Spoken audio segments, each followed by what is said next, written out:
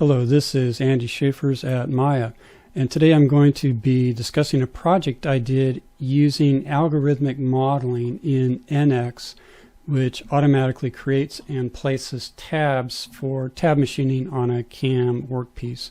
But because algorithmic modeling is new in NX 1953, and I think it's new to most of our customers, I'm going to start by introducing a couple of the tutorial parts for algorithmic modeling that Siemens provided.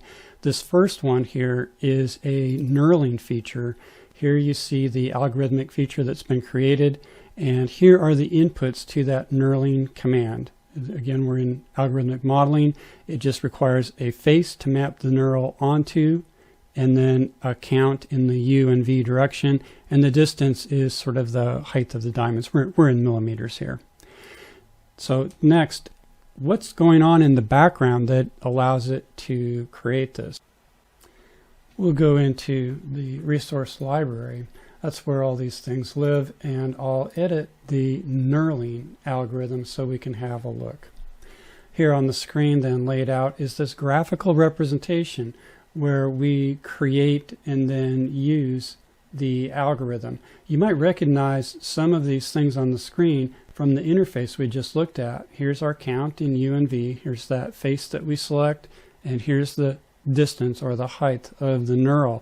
Then that's being fed into something called a diamond cell, and the rest of this is just creating those diamonds and understanding where they need to be placed. At the very end, it uses that information to create a group of 3D surfaces, sews them together, and then outputs them as a single object.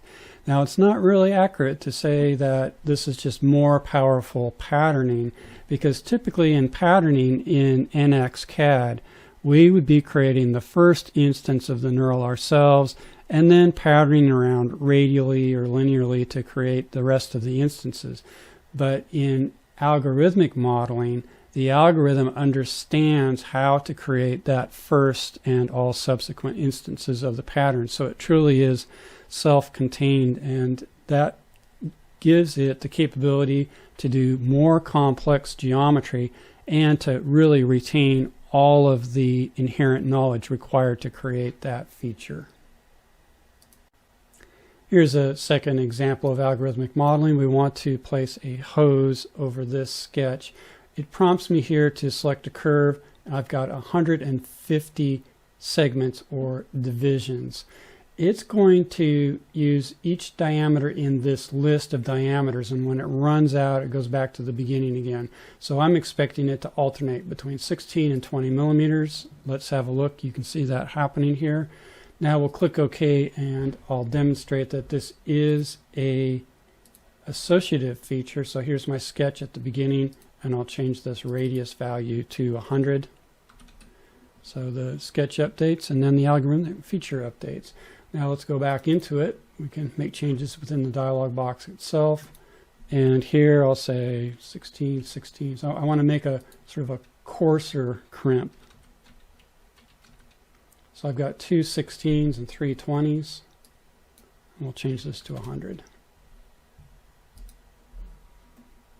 So just by making that change to the list, we've got a coarser shape on our tube.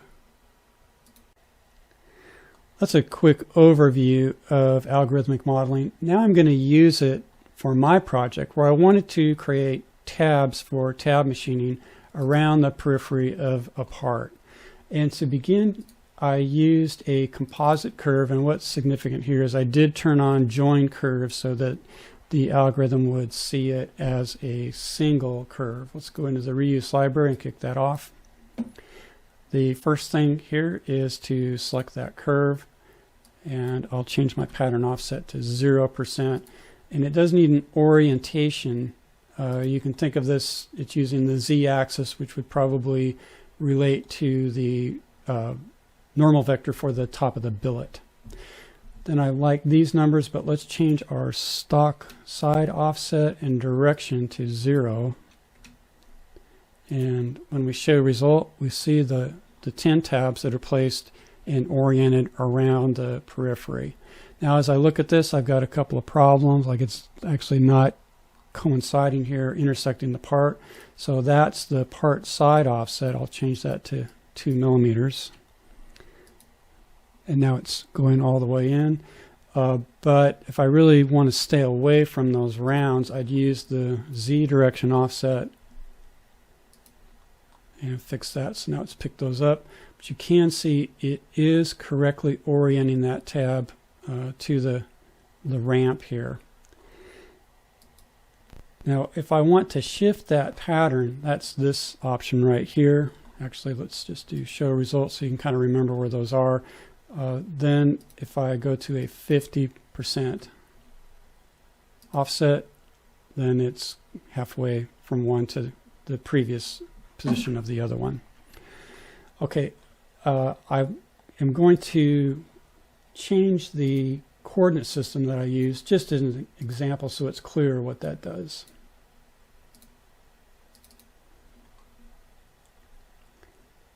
So here I'll deselect and reselect with this new coordinate system. And you can see it's still following the curve on the ramp. It's just that now that normal direction is off at an angle. Now that's probably not very useful in this case, but it just illustrates that you do have control over that orientation vector. The command also works on just a single curve that is not closed, and you can place one tab at a time if you really want full control of the positioning as you're working your way around. So would this be useful to you? Get in touch with me if you'd like to give this a try. My understanding is that to use the algorithm you need the Algorithmic Modeling license for NX, and if you want to create your own algorithms, that's Product Template Studio. But either get in touch with me or get in touch with your Maya account manager. They can get you set up with an evaluation license so you can give this a try. Thanks for watching today.